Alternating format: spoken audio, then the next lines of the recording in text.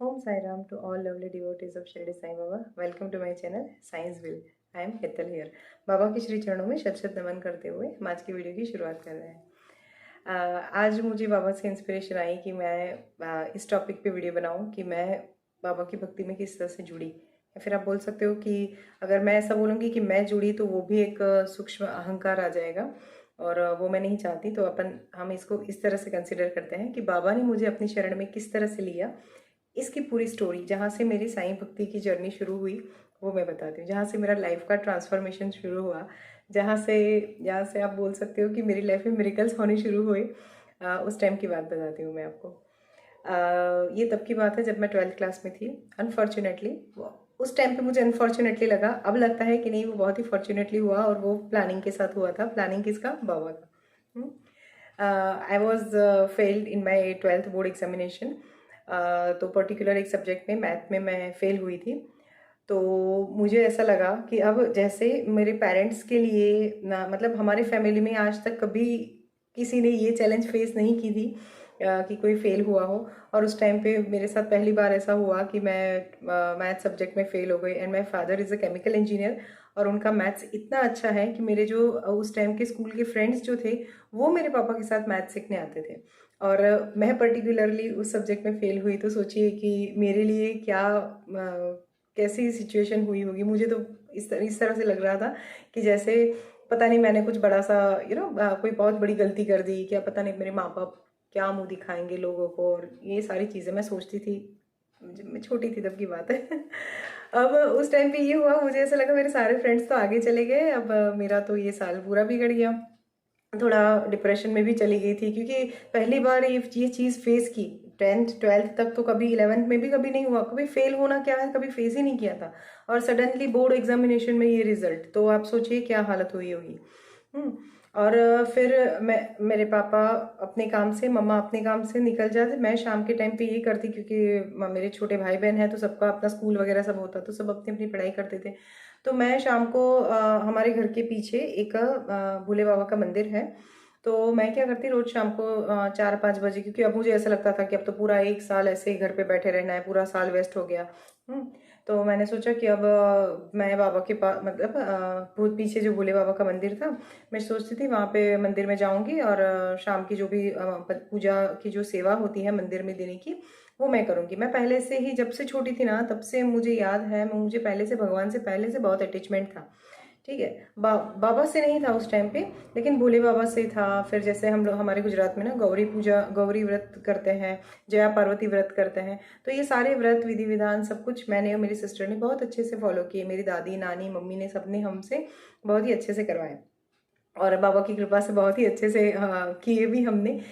तो ये हुआ कि उस टाइम पे शाम को भोले बाबा के मंदिर पे मैं शाम को, जो जैसे पुजारी जी आते तो वो शाम की जो संध्या आरती करते, उससे पहले का जो ये होता है ना, दिया लगाना, बाती लगाना, मंदिर में पूजा की थाली तैयार करना वगैरह, जो भी छोटा छोटा ये सब पूजा के अकॉर्डिंग जो भी काम होता था, वो मैं वहाँ पे जाके करती थी। तकरीबन 6:30 पौने 7 बजे के आसपास आरती होती थी। मैं 5:30 6 6:30 6 बजे के आसपास चली जाती वहाँ पे और ये सब प्रिपेयर कर लेती भगवान के लिए। जैसे जल चढ़ाना है तो उसका सामान, या फिर जो भी जिस तरह से मुझसे जो भी हो पाता था उस टाइम पे, वैसे सब मैं करती थी। मुझे जहाँ तक मुझे याद है, मैं दिए और बाती का काम करती थी क्योंकि वहाँ पे बहुत सारे भगवान जी थे। तो हर एक भगवान जी के आगे दिया लगाना, सुबह वाला दिया निकालना, उसके बाती निकालना, नया दिया लगाना, फिर उसमें घी लगाना, घी पूरना, या जो भी है, ये सारे चीज़ें उस टाइम पे मैं करती थी। एक बार क्या हुआ, शाम का टाइम था और मैं बहुत ही ज़्यादा डिप्रेशन में थी। मुझे कुछ समझ नहीं आ रहा था क्या करना है। अपसेट थी बेसिकली। डिप्रेशन वर्ड तो खैर उस टाइम पे पता भी नहीं था, आज की तारीख में भी मुझे नहीं पता है डिप्रेशन क्या होती है। ठीक है। लेकिन ये था कि अपसेट थी, तो उसके चलते मुझे ऐसा लगा कि चलिए आज काफ़ी टाइम है। तो मेरे घर के पीछे जो भोले बाबा का मंदिर था, वहाँ से आरती जैसे ही कंप्लीट हुई, मैं थोड़ा आगे जाके और थोड़ा, मतलब मुझे ऐसा लगा एक सर्कल लगा के फिर घर जाती हूँ। वो पूरा एरिया ऐसे राउंड में है, तो मुझे लगा एक राउंड लगा के फिर आराम से घर जाती हूँ। तो ऐसा सोच के मैं वहाँ से थोड़ी आगे चली गई। अब वहाँ पे उस टाइम पे एक इसका पेड़ था, आई थिंक वो ये है, बरगद का पेड़ है, और उसके नीचे ये छोटी सी डेयरी बनी हुई थी, इतनी सी। इतनी सी छोटी, जैसे ईंटों से बनता है ना, सिंपल सा मंदिर, ऐसा मंदिर बना था और उसके अंदर बाबा की मूर्ति थी। आज की तारीख में भी वो मूर्ति इतनी इतनी सी लंबाई में होगी शायद वो मूर्ति, और इतनी सी मूर्ति है। और एक पंडित जी हैं जो पूजा कर रहे थे वहाँ पे। और 7:30 7 बजे का कुछ आसपास का कुछ टाइम हुआ होगा। और वो पूजा कर रहे थे और बाकी कोई नहीं था पूरा। मतलब आप समझ लो कि कोई मतलब आरती के लिए वहाँ पे कोई था नहीं, बस पंडित जी अकेले बैठे थे और वो आरती कर रहे थे। ओम जय जगदीश हरे, मुझे वो भी याद है वो यही आरती कर रहे थे, ओम जय जगदीश हरे की आरती कर रहे थे। और मैं वहाँ पे गई तो मंदिर के मैं जैसे बताया कि मंदिर के नीचे ये सॉरी, वो पेड़ के नीचे ये मंदिर बना था। तो उसकी डाली के पास एक किसी ने मतलब किसी भक्त ने घंट लगाया होगा। तो मुझे ऐसा लगा यहाँ पे कोई नहीं है, गुरुजी अकेले पूजा कर रहे हैं, तो मैं थोड़ी देर खड़ी रहती हूँ और जो घंट है वो बजाती हूँ जब तक आरती कंप्लीट हो जाती है तब तक। और उस टाइम पे वहाँ पे खड़े होके मैंने वो घंट बजाना शुरू किया। अब मुझे अंदर भी दिखाई नहीं दे रहा था कि किसका मंदिर है, कौन है। और उस टाइम पे, अभी तो खैर काफ़ी डेवलप हो गया, लेकिन उस टाइम पे इतना ज़्यादा कुछ डेवलप नहीं था। तो खड़े रहकर मेरा आरती बजाना, गुरुजी की आरती करना, और आरती सुनते सुनते मैं इतना रोई वहां पे, बहुत बहुत ऐसे जिसे गुजराती में बोलते हैं ध्रुस के रोना, मतलब जोर जोर से रोने लगी ऐसे। खोई हुई थी बाबा की भक्ति, मतलब आंखें बंद थी, पता नहीं क्या फीलिंग थी वो, मैं आज भी एक्सप्रेस नहीं कर पाती हूँ। लेकिन मैं बहुत रोई। ऐसा लगता है ना जैसे कोई बच्चा माँ के पास आके जितना जोर जोर से, यार उसके सारी जो भी उसको कुछ कुछ दर्द हुआ हो या फिर कहीं पे चोट लगी हो और बच्चा मम्मी के पास आके जितना जोर जोर से रोता है ना, बस वैसे ही मैं उस टाइम पे बाबा के पास, मंदिर के पास खड़ी थी और बहुत रोई। और जैसे ही आरती कंप्लीट हुई, पुजारी जी जो है वो उन्होंने मेरी और अपना मुंह घुमाया और फिर मुझे पास में बुलाया और मुझे वो आरती आरती कर रहे थे ना, तो उन्होंने भगवान जी की आरती लेने के लिए मुझे बोला। मैंने बाबा की आरती ली और उन्होंने मेरे हाथ में प्रसाद रखा। फिर उन्होंने मुझे पूछा कि क्यों रो रही हो बेटा, इतनी ज़ोर ज़ोर से क्यों रो रही हो। तो मैंने फिर उनको पता है, पहले तो बोला कि पता नहीं, लेकिन ये है कि मैं 12th में अभी एग्ज़ाम था, हमारा रिज़ल्ट आया और ये रिज़ल्ट आया है एंड मैं फेल हुई हूँ। अब मेरे सारे फ्रेंड्स आगे चले गए, अब बस वही सारी चीज़ें। तो इसलिए मैं बहुत अपसेट हूँ और मैं पता नहीं यहाँ पे आके इतना क्यों रोई। हालांकि मैं रोज़ मंदिर जाती हूँ, पीछे जो भोले बाबा का मंदिर है वहाँ पे जाती हूँ। आज पता नहीं मन करा कि इस रास्ते से आऊँ, तो इसलिए आज इसी रास्ते से मैंने सारी सारी चीज़ें उनको बताई। आज पता नहीं मुझे मन करा कि मैं इस रास्ते से आऊँ और इसलिए मैं इसी रास्ते से आई और आपको आरती करते हुए देखा। कोई नहीं था, आप अकेले थे, तो और आप आरती कर रहे थे, तो मैंने सोचा मैं भी खड़ी रहती हूँ। फिर उन्होंने मुझे बोला कि दर्शन करो इनके। तो बाबा की मूर्ति थी अंदर, मैंने बाबा से प्रणाम किया और फिर मुझे बोलते हैं आप जानते हो इनको। मैं बोला नहीं, पहली बार देखा है। तो बोलते हैं ये शिरडी के साईं बाबा हैं और आप यहाँ पे आए नहीं हो बेटा, आप यहाँ पे लाए गए हो। मुझे आज भी उनके वो वर्ड्स याद है। वो बोले थे तो અહીંયા આવી નથી, તને અહીંયા બોલાવવામાં આવી છે। ओके, गुजराती में जो उन्होंने बोले थे वो वर्ड टू वर्ड्स में बोल रही हूँ। और उस टाइम पे उन्होंने मुझे साईं बाबा की एक साईं चालीसा, जो मंदिर के पास उन्होंने जहाँ कहीं भी अपने बुक्स वगैरह सब रखते होंगे, उसमें से उन्होंने साईं चालीसा करके एक बुक थी उनके पास, जो रेड कलर के वस्त्रों में बाबा का फोटो है ना, जो हम जनरली देखते हैं आशीर्वाद वाली मुद्रा में, वो फोटो वो फोटो वाली बुक उन्होंने मुझे दी जिसपे साईं चालीसा और साईं बावनी लिखा हुआ था। तो मुझे बोलते हैं अब ना इस पुस्तक में बताई हुई विधि अनुसार पूजा करो, बाबा ने चाहा तो आपके जो भी कष्ट है वो दूर हो जाएंगे।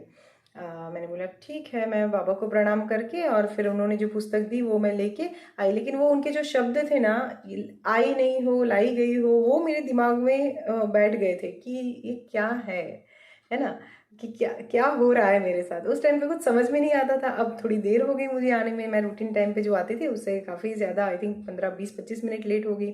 तो फिर उस टाइम पे मेरी मम्मा हमारी सोसाइटी के बाहर आके खड़ी हो गई। उनको ऐसा लगा कि अभी तक ये आई क्यों नहीं। और मम्मा को मैंने देखा और मैं और मम्मी एक साथ में मिले। फिर मम्मी बोलती क्यों इतनी देर लग गई। मैंने मम्मी को पूरी स्टोरी बताई जो अभी फ़िलहाल आपसे शेयर करी। और फिर मैं और मम्मा घर चले गए। मम्मी को मैंने दिखाई कि मैं वो मंदिर में गई थी, वहाँ पे गुरुजी मिले थे, पंडित जी बोलते हैं जैसे हम, पंडित जी मिले थे, पुजारी जी मिले थे, उन्होंने मुझे ये पुस्तक दी। और ये साईं बाबा की पुस्तक है, तो इसमें बताई विधि अनुसार मैं पूजा करूँगी। और हो सकता है शायद री असेसमेंट में हम दे देते हैं, हो सकता है शायद मेरा क्लियर हो जाए। तो हमने पूरी पूरी मैंने पूरी आस्था से अपना पूजा पाठ शुरू कर दी। और मेरी दादी बचपन से बोलती थी कि ब्रह्म मुहूर्त में जो भी पूजा करते हैं ना, वो ईश्वर तक डायरेक्ट पहुंचती है, तो भगवान उसको स्वीकार कर लेते हैं। सॉरी। तो उसके अकॉर्डिंग मैं सुबह 3:30-4 बजे उठ के जब तक मेरे मम्मी पापा उठे उससे पहले मैं अपनी पूजा कंप्लीट कर लेती थी, क्योंकि मैं सुबह सुबह बाबा की पूजा करती थी और उस पुस्तक में जिस तरह से विधि बताई थी उसके अकॉर्डिंग करती थी। मुझे विश्वास था कि शायद हो जाएगा, विश्वास तो नहीं बोल सकते, लेकिन ये जैसे बोलते हैं ना बच्चे, एक्सपेरिमेंट था मेरा कि अगर मेरा हो जाए, ये एग्जामिनेशन क्लियर हो जाए तो। हम्म। अब देखिए, जब मैं बाबा के पास प्रेयर कर रही थी सुबह के टाइम पे, मुझे अभी तक याद है, क्योंकि मैं ना हर चीज़ लिख के रखती हूँ। मैं जहाँ कहीं भी प्रेयर करती हूँ या जो भी पर्टिकुलर चीज़ मैंने करी है ना, तो मैं उसको नोट डाउन कर लेती हूँ कि सपोज ये चीज़ के लिए मैंने किस तरह से प्रेयर करी थी या क्या था। तो मेरे पास अभी तक मैंने जितनी भी पूजा की है वो सारी पूजाएं लिखी हुई है।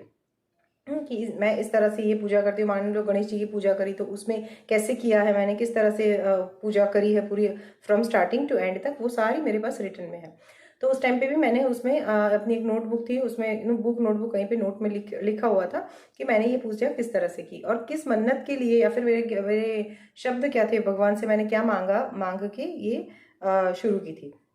अब देखिए, उस टाइम पे मेरे जो वर्ड थे वो ये थे कि बाबा, मैंने बाबा को ये नहीं बोला था कि बाबा मैं रीअसेसमेंट का फॉर्म भर रही हूँ तो मेरा रीअसेसमेंट में क्लियर हो जाए। हाँ, और मेरे रीअसेसमेंट में आई थिंक 3 या 4 मार्क का ही कुछ आ रहा था, डिफरेंस आ रहा था। अगर वो मार्क्स मुझे मिल जाते तो मैं पास हो जाती, ये था। तो I was fail for only 4 to 5 marks. पूजा करी थी बाबा की सुबह सुबह, सुबह सुबह जल्दी उठ के।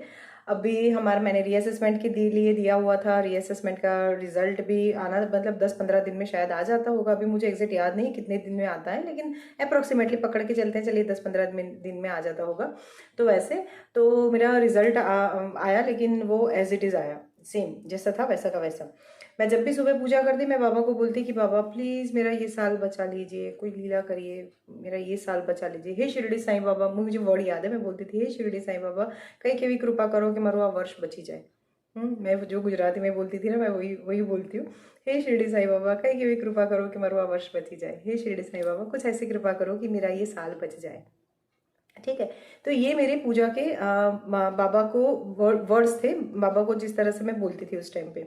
अभी क्या हुआ, रीअसेसमेंट का रिजल्ट आया, वो तो एज इट इज़, जैसे एनवलप खोला हमें वही रिजल्ट दिखा कि एज इट इज़। तो मैं थोड़ी अपसेट हो गई और फिर मैंने मम्मी को बोला कि मम्मा, भगवान जैसा है, भगवान भगवान बोलते हैं लेकिन वैसे कुछ होता नहीं है, मुझे नहीं लगता है कि होता है। अगर होता तो फिर ये तो 4-5 मार्क्स की बात है, भगवान दे देते ना, फिर क्यों जाने दिया। अगर मान लीजिए मैं ज़्यादा सब्जेक्ट में फेल हुई होती, या फिर ज़्यादा मार्क्स का डिफरेंस होता, मान लीजिए कुछ 25-50 मार्क्स का डिफरेंस होता, या फिर ऐसा कुछ होता, तब भी ठीक है। इतने से मार्क्स के लिए क्या इतना भी भगवान नहीं कर सकते? एक छोटे से बच्चे की पुकार भी नहीं सुन सकते? इस तरह से मैं मेरी मम्मी को बोलती थी उस टाइम पे।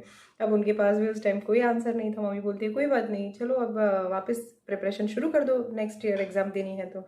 अब मुझे ये लगा कि जैसे लाइफ ऐसे ना अटक गई है, कुछ आगे ही नहीं बढ़ रही थी, क्योंकि मेरे सारे फ्रेंड्स का एडमिशन हो गया, सब आगे बढ़ रहे हैं और सिर्फ मैं अकेली पीछे रह गई थी। अभी ये बात है, ये तो मुझे याद है, मंडे की बात थी जब मेरा एज इट इज़ रिजल्ट आया था। और मंडे से ट्यूसडे, वेडनेसडे और थर्सडे मॉर्निंग में मेरी मम्मा की एक हैबिट है कि वो सुबह उठते ही है ना, जब भी उठती है तो सुबह उठते ही वो न्यूज़पेपर देखती है। मम्मी पहले न्यूज़पेपर देखती थी, खैर अब तो न्यूज़पेपर्स नहीं मतलब आते हैं, लेकिन अब हमारे घर पे नहीं आते हैं, लेकिन उस टाइम पे पहले न्यूज़पेपर्स आते थे। तो मम्मी क्या करती, सुबह उठ के झूले पे बैठ के न्यूज़पेपर देखती थी। तो पेपर में, थर्सडे के पेपर में उन्होंने ये नोट पढ़ा, हमारे गुजराती न्यूज़पेपर में, गुजरात समाचार पेपर का नाम है, तो उसमें एक आर्टिकल आया था गुजरात बोर्ड की ओर से कि जो बच्चे, सुनिए बाबा की लीला, जो बच्चे एक सब्जेक्ट में फेल हुए हैं, सॉरी, जो बच्चे एक सब्जेक्ट में फेल हुए हैं उन बच्चों का एग्ज़ाम तुरंत 1 महीने बाद लिया जाएगा, ताकि उन बच्चों का साल न बिगड़े। Sorry sorry sorry, thank you बाबा। तो ये करके पूरा आर्टिकल, इतना इतना सा वो आर्टिकल आया था, और मैं इतनी खुश, मेरी मम्मी ने तुरंत मुझे उठाया, क्योंकि मैं सोई थी उस टाइम पे, क्योंकि अब तो मेरा रिजल्ट एज इट इज़ आया था। तो सुबह उठ के काकड़ आरती मेरा बार बार बोलने में आती है मेरे से, लेकिन सुबह उठ के मुझे कोई पूजा तो करनी नहीं थी, बिकॉज उस टाइम पे मैं बाबा से नाराज़ थी, है ना। तो ये था कि मुझे कुछ पूजा तो करनी नहीं थी, तो मैं ऐसे ही सोई हुई थी। और देखिए बाबा ने किस तरह से लीला की, वो जो पेपर में आर्टिकल आया ना कि जो बच्चे एक सब्जेक्ट में फेल हुए, वो सभी बच्चों की एग्ज़ाम तुरंत 1 महीने बाद ली जाएगी, ताकि उनका साल ना बिगड़े। मैं बाबा के पास गई अपनी, क्योंकि मेरे घर पे उस टाइम पे बाबा की कोई फ़ोटो नहीं थी, मेरे पास सिर्फ वो साई चालीसा की बुक जो है ना, बस वही थी। बाबा के फ़ोटो समझो या मूर्ति समझो, जो भी समझो, वो सिर्फ वही था मेरे पास। तो मैं उसको लेकर अपने सीने से लगाकर इतना रोई, इतना रोई, thank you Baba, thank you thank you thank you बोलती हुई, है ना। क्योंकि तुरंत 1 महीने बाद एग्ज़ाम था, और 1 महीने के बाद के एग्जामिनेशंस में, एज वी ऑल नो, कि क्या आप लोग गेस कर ही सकते हो कि क्या हुआ होगा, मैं पास हो गई, है ना। तो देखिए उस टाइम पे मैंने शब्द बाबा से जो यूज़ की, बाबा के सामने जो अपने शब्द यूज़ किए थे ना, वो बहुत इम्पोर्टेंट है। और उसी साल से हमारे स्टेट बोर्ड में ये रूल आया था कि जो भी बच्चे एक सब्जेक्ट में फेल हुए ना, उनकी एग्जामिनेशन तुरंत 1 महीने बाद ली जाएगी, ताकि उनका साल ना बिगड़े। तो ये है मेरी लाइफ की सबसे पहली बाबा की लीला।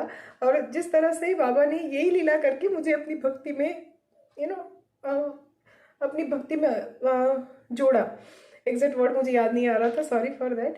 तो इस तरह से बाबा ने मुझे अपनी भक्ति में जोड़ा, और तब से लेके आज तक टिल डेट इतनी लीला कर रहे हैं बाबा, इतनी लीला कर रहे हैं, और ऐसे ऐसे कर रहे हैं कि मैं बता नहीं सकती आपको। लेकिन शायद इसीलिए बाबा ने ये चैनल मेरे पास शुरू करवाया। मैंने बिल्कुल भी नहीं सोचा था कि मैं अभी बैठ के ये शूट करूँगी, लेकिन बस मेरा मन करा कि आज बाबा का थर्सडे है, आज साईवार है, आज कोई साईं लीला शेयर करनी है। और साईं लीला में सबसे पहले यही लीला हुई कि मेरी भक्ति बाबा के प्रति किस तरह से बढ़ी, या फिर बाबा ने मुझे अपनी शरण में किस तरह से लिया, वो मुझे बताना था। तो यही है। यही है बाबा, और यही है उनकी लीला, और ऐसे ही चमत्कार करते हैं। तो जब भी आपकी लाइफ में कुछ ऐसे सिचुएशन आए ना, कुछ ऐसा कोई मोड़ आए, तो टूटना नहीं है, सिर्फ अपने कर्म अच्छे करो और ईश्वर पे आस्था रखो। उस टाइम मेरी एज कम थी, सो मैं ये सारी चीज़ें बोलती थी, लेकिन मुझे ऐसा लगता है कि शायद अगर साईं भक्ति भी इतनी डेप्थ में मुझे मिली है, तो कहीं ना कहीं मेरे फैमिली में ये संस्कार है। मेरी मम्मा बहुत डिवोशनल है, मेरी मम्मा का फुल फेथ है भगवान के ऊपर। सेम वैसे मेरी दादी का भी बहुत फेथ है भगवान के ऊपर, वो भी बहुत बहुत ईश्वर को मानती थी, बहुत ईश्वर को मानती थी। तो शायद वही मेरी दादी से मेरी मम्मी से मैं ऐसे ही शायद चला है, और मेरे से मेरा बेटा भी, बिकॉज वो भी बहुत मानता है ईश्वर को।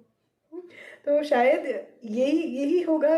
ये मुझे लगता है कि शायद फैमिली से मिला, लेकिन साईं भक्ति हमारे फैमिली में, मुझे उस टाइम पे बाबा ने मुझे अपनी भक्ति में लिया, और उस टाइम से लेके आज, उस टाइम पे कोई बाबा को जानता तक नहीं था और मानता तक नहीं था, लेकिन जैसे ही बाबा ने मुझे अपनी शरण में लिया, अब मेरा पूरा फैमिली, इवन मेरी एक्सटेंडेड फैमिली, जो भी लोग हैं, वो सब बाबा के साथ जुड़े हैं, और सब बाय हार्ट जुड़े हैं बाबा से।